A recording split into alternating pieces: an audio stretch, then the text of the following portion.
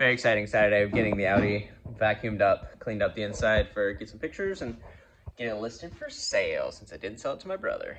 But I think it's about ready to go. So I've been driving it for a couple weeks now and holding coolant, holding oil. It's doing awesome.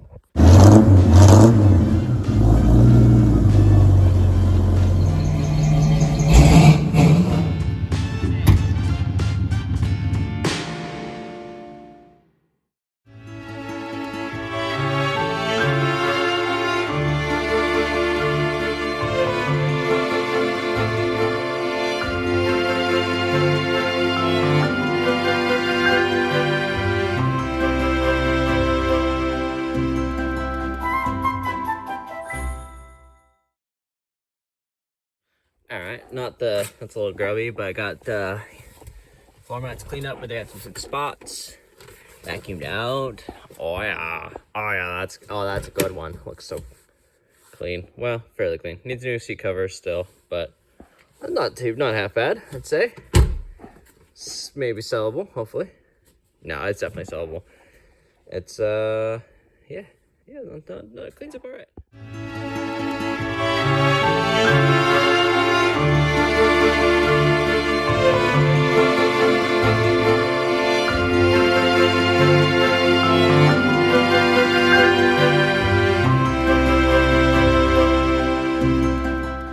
Well, I have a very glamorous task of looking at why the blower in the Maverick is not blowing, because it gets real froggy in here. Pun not intended, but also foggy froggy. Presumably because of the puddle on the floor. And it gets real wet in here. So I want to look under the dash, see if I can figure out why the fan's not blowing. Which, if the fan's not blowing, I can't defrost my windows, and then that makes it a little hard to drive. I can't see out the window. And then also see if I can dig around there and locate the leak better. Might be the windshield, might be some rusty seam. Hard to say, but see if I can get that figured and get her buttoned up a little bit tighter. Here's open. It's convenient though because I do have a floor drain on the floor because it has a rust hole that goes all the way through. So it doesn't build up a very big puddle before it drains out. Looks to me like this bottom portion below the chrome here. What? Here. Oh, I can look at my shadow. Here, this seam there comes off with some set of screws across the bottom, and then I'll see that I can see because somehow they got that Sirius XM wire stuck through there, and that thing ain't coming out. So I also want to get that thing out of there because it's annoying and it gets stuck in the glove box door. Well, I got the Sirius XM cord out of here at least, but for some reason the bottom panel, even though I got all the screws out and it's loose, doesn't want to come out over by the wiring box. So I'm gonna take a look under here, see what I can see. Get real down on the wet floor. It's gonna be really nice, very cozy. I think it's the preferred method for working under a dash is upside down on the seat. All right, now we're talking. Got it out. This guy was holding it in the vent. So pop that off. Unscrew the wiring harness. Get a better look under here. For some reason, there's a toggle switch here, wired up to something, and a toggle switch here. And I think this one is wired up to these lights for some reason. For dash lights, I guess, because there's a dash light. So I don't know. So that's interesting, and I gotta figure out where the blower motor is. And yeah, but now I can see more things. Look at that. And I'm gonna put this elsewhere, but I think I'm gonna take these lights off because they're really bright, and I don't have a really need for them. But I have a toggle switch, so that's a win. Always good to have toggle switches around. All right, I got the whole dash out. It's very carefully placed on the back on the trunk, and clean out the Sirius XM wires. I think I'm just gonna start snipping some stuff. Cleaned out those those light wires, and I believe the blower motor's over there. So I'm gonna start digging. There's a bunch of vacuum lines that are disconnected, so that's interesting. Very interesting. It really is amazing how many vacuum lines and little reservoirs and different things they put on all these guys. I mean, this is nothing compared to a Mercedes, but those are all vacuum lines, and a bunch of those are broken. And yeah, I don't know, it's wild. So presumably I don't have any selection because of that, because that seems to be how they usually do it, is the vacuum lines switch from, you know, the front heat to the blower on the windshield, the defroster, and to your floor heat. And so usually they default to just defrost because that's the most important. Someone thought of that at least, so that's good. Also, that white box is the buzzer when you turn the key on, so that's really annoying. I don't really know why that was added. It's really loud. It's really obnoxious. So I might unplug that.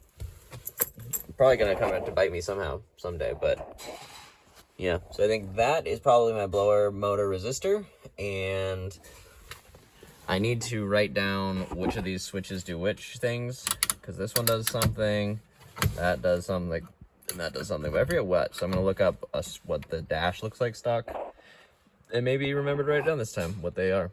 Because when it works, I can select it and it makes sense, but if it doesn't work, then I don't remember which one's which. All right, so based on some cover pictures that I should probably buy of this cover, its fan is off is up, all the way on is down. This is temperature, so cold is up, warm is down, and this is vent off and vent heat, presumably to the front heat, and then down is defrost. So this is the one that's not working. Well, this one's probably also not working because of the vacuum lines, but that's the one that I need most. This top one, I think the heat HTR AC is indicating the top one, which looks nice and rusty, and then flipping it back, that top one looks real corroded. So that may be our problem, just that right there. So I might look at, I'm gonna look and see what clean that up looks like. All these red wires and stuff were just jammed into spots here, and this one fell out, and this black wire fell out of somewhere. But I just figured out that this red one, I think, was in the cigar slot, which is always on, so that the rivet cannot work. Oh, and it's dead. All right, so that one goes there. All right, well, my phone a friend suggested jumping the wires to make sure it worked first. So fortunately, I had random wires that are falling out of everywhere that I could use. Jumped it. The fan didn't indeed turn on, so then I just cleaned up these contacts, which are smoking, interestingly enough. So I'm going to turn that off. But it works. And that's interesting that it's smoking. That seems problematic. But the phone thing still works, so it's just this here connection. So maybe I'll snip that wire back there and rerun it or something. Well, the plug broke, but I wiggled it a little bit, and I pushed the whole holder out. But my little fuse box thingy here that I got with more fuses has new holders, so I think I'm gonna wrap a jumper wire around the base of this, stuff it in the hole, splice it to the old wire, and see if that does better thing. All right, well, I jumpered, ooh, fog machine, smoke machine. I jumpered the wire on the back here, spliced in a new guy, and then wrapped it around the little new shiny guy, and just stuffed it in from the back because it was shorter than the old one. And it's a little cockeyed, but it's not shorting. You never know. If you just look up the line, you can never tell which one is the one I just jerry-rigged in there. But it's blowing, and that seems appropriate for this car. We were hearing a weird clunking up here when we flipped the switch on and off, and I found I figured out that it's the AC clutch here that's engaging and disengaging. You can see it popping in and out just faintly. So that's kicking the AC on whenever I turn the fan on, so that's kind of fun.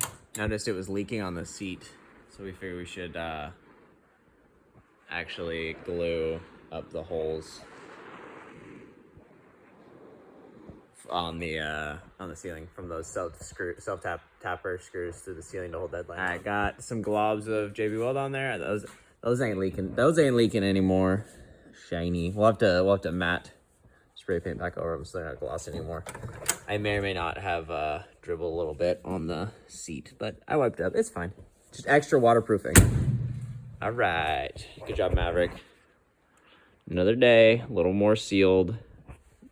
Fan back in business.